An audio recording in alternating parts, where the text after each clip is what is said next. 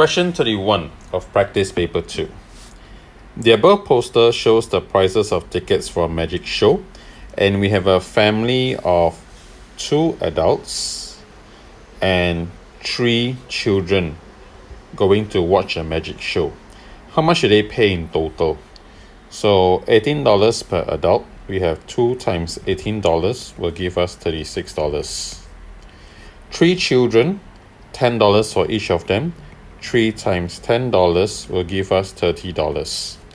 So how much did the family pay for the tickets in total? So altogether, 36 plus $30, they would spend $66 in total.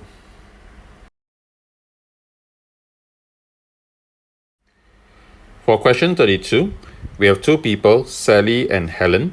They entered the library at 5:15 p.m. Sally left 1 hour 35 minutes later. So question A, how many minutes did Sally spend at the library?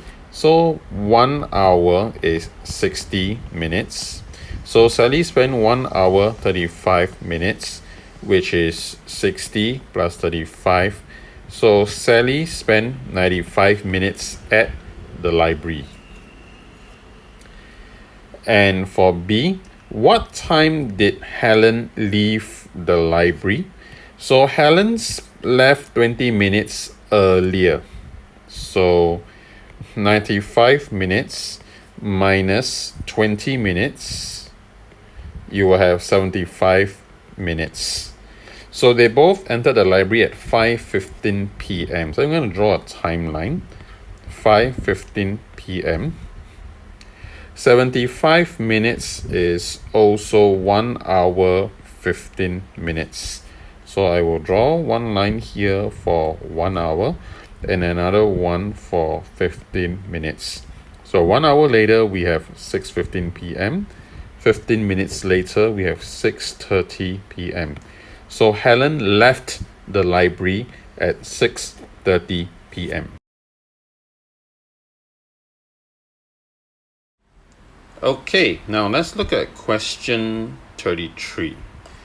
A rectangular piece of paper is cut into 3 smaller rectangles, A, B, and C. What's the area of rectangle A? So area of a rectangle is length times breadth, which is 5 times 8, which will give you 40 square centimeters. Okay, that was surprisingly straightforward. Now for B. Find the perimeter of the rectangle before it was cut. Okay, so the trick to this question is being able to see how it was cut. And notice that you have 3 numbers that are the same. 8 cm, 8 cm, 8 cm. So which means that the base here is 8 cm.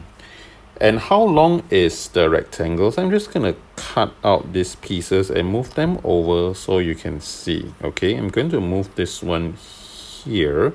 I'm going to move it up here like this.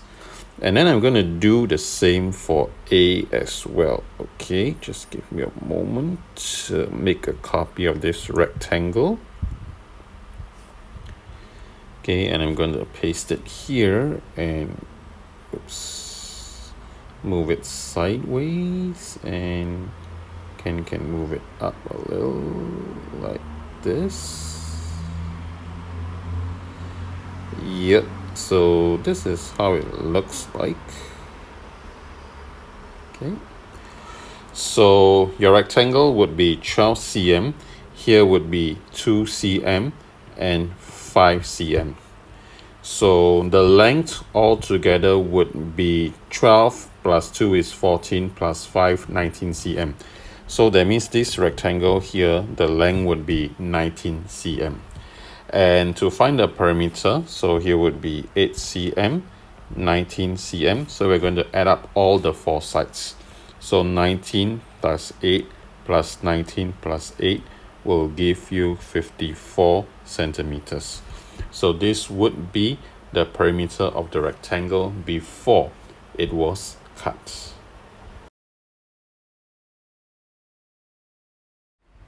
Alright, now question 34 is an interesting one. There are 23 cars, so there are 23 vehicles in a car park, combination of cars and motorcycles. Each car has 4 wheels, which makes sense. Each motorcycle has 2 wheels. Yep, sounds about right. Altogether, they have 80 wheels altogether, and we need to find out how many cars there are. Now, there are 2 ways in which we can go about it. First is the guess and check method, but I'd like to also introduce you to the assumption method, okay? So first, we're going to assume that all the vehicles are motorcycles. So assume there are 23 motorcycles, okay? So 23 motorcycles would have 46 wheels, okay? So I'm going to add 2 wheels to each of them. And so altogether now we have 46 wheels. But we need to make 80 wheels. Okay, so the fastest way of doing it is to take 80 minus 46 to get 34. And we know that each car has 2 more wheels than a motorcycle. So 34 divided by 2 would be 17. Okay, so there would be 17 cars and 6 motorcycles. So how does this work out for this diagram? We're going to add 2 wheels to every vehicle and then it becomes a car. Okay, so let's count with me. Remember, we start with 46 wheels and we're going to count in steps of 2 until we reach 80. So 46, 48. So this becomes a car, okay, once you have 4 wheels. So 48, 50, 52, 54, 56, 58, 60, 62, 64, 66, 68, 70, 72, 74, 76, 78, 80. And just to finish up, we can label all the vehicles that have 4 wheels as cars. So we have 7, 8, 9, 10, 11, 12, 13, 14, 15, 16, 17 cars. And I'm just going to use green for the motorcycles. As you can see, 6 of them. Okay, so 17 cars. If the question asks for motorcycle, there would be 6 motorcycles. Moving on to question 35, we have a jug.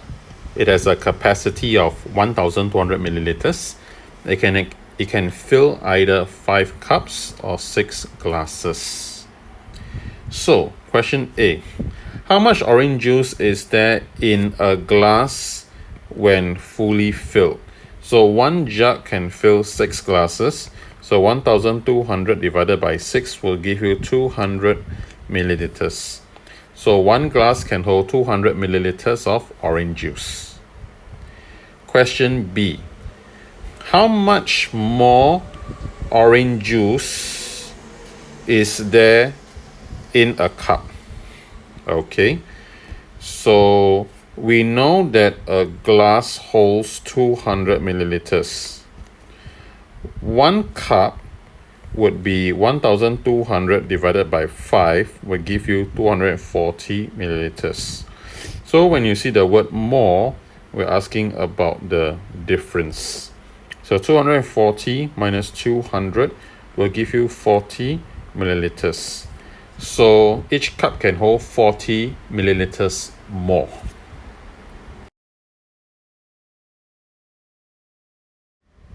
Now for the last question, Kumar bought some snacks.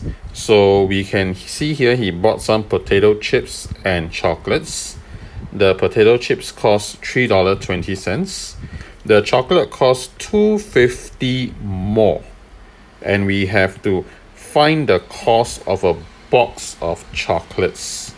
So it would be 320 plus 250. You will get $5.70. So a box of chocolates costs $5.70. Okay, maybe let me just write it a little lower so that it looks clearer. So $5.70.